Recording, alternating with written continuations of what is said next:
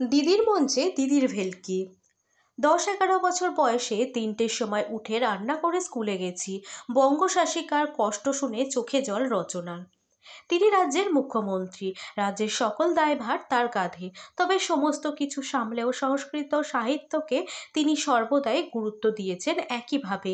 তাই তিনি শুধু কলকাতা নয়, বাংলার সমস্ত জায়গারই সাংস্কৃতিক দিকগুলোকে তুলে ধরেছেন। রাজ্য পরিচালনার সঙ্গে সঙ্গে তিনি যে একজন অত্যন্ত সাংস্কৃতিক মানুষ, তা তার সেই শিল্পী সত্তার বহিঃপ্রকাশ ঘটেছে বারবার।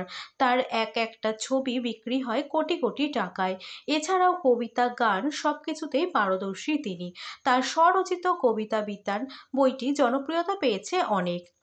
জি বাংলার জনপ্রিয় শো দিদি নাম্বার ওয়ান দিদিদের জীবন যুদ্ধ এবং তাদের লড়াই করে উত্থানের কাহিনীকে তুলে ধরা হয় এই শোয়ের মাধ্যমে। সম্প্রতি দিদি নাম্বার ওয়ানের মঞ্চে আসতে চলেছেন বাংলার দিদি মমতা বন্দ্যোপাধ্যায়। 3রা মার্চ সন্ধে 8টায় সম্প্রচারিত হতে চলেছে পর্বটি। মঞ্চে উপস্থিত ছিলেন সৌরভ পত্নী নৃত্যশিল্পী ডোনা গঙ্গোপাধ্যায়ও। মুখ্যমন্ত্রীকে উত্তরীয় পরিয়ে সম্বর্ধনা দেন সঞ্চালিকা রচনা ব্যানার্জি। তিনি পায়ে হাত দিয়ে প্রণামও করেন মুখ্যমন্ত্রীকে। কিন্তু মুখ্যমন্ত্রী নিজেই সেই উত্তরীয় রচনাকে পড়িয়ে দিয়ে বলেন, এটা তোমাকেই শোভা পায়।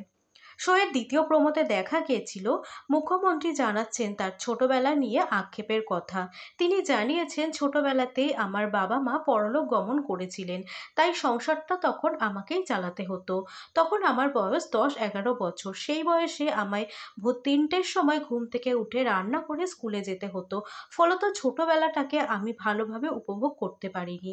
আমার ছোটবেলাটাই পুরো নষ্ট হয়ে গেছে। সেই নিয়ে আক্ষেপও করেছেন তিনি। তবে নতুন প্রোমোতে বেশ আনন্দিত মেজাজেই দেখা গেছে তাকে।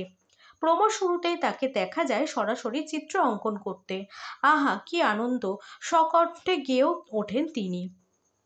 রচনার সঙ্গে পুরো গোল রুটি বেলে তিনি দেখিয়ে দেন একজন নারী সব পারে। তিনি যেমন রাজ্য চালান, তেমনি গৃহকর্মেও নিপুণা। ডোনা গাঙ্গুলির সঙ্গে নাচতেও দেখা যায় মুখ্যমন্ত্রীকে। নিজের লেখা কবিতা বিতান থেকে একটি কবিতা পাঠ করে শোনান তিনি।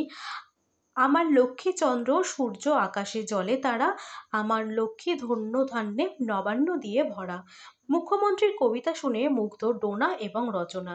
জানা গেছে এই পর্বে প্রতিযোগী নয়, বরং বিশেষ অতিথি হিসাবে আসতে চলেছেন মুখ্যমন্ত্রী শ্রীমতী মমতা বন্দ্যোপাধ্যায়। সেই পর্বে প্রতিযোগীদের তালিকায় আছেন ডোনা গঙ্গোপাধ্যায়, শ্রীয়াতা বন্দ্যোপাধ্যায়, অরুন্ধতী হোম চৌধুরী। বাকি প্রতিযোগীদের হারিয়ে এই পর্বটি জিতেছেন সৌরভ পত্নী ডোনা গঙ্গোপাধ্যায়। দিদির সঙ্গে একই মঞ্চে ভাগ করে নিতে উৎসাহী তিনি জানিয়েছেন সকলকেই। মুখ্যমন্ত্রী আসতে শোয়ের টিআরপি এক ঝটকায় বেড়েছে বহুগুণ, তা তো বলাই বাহুল্য।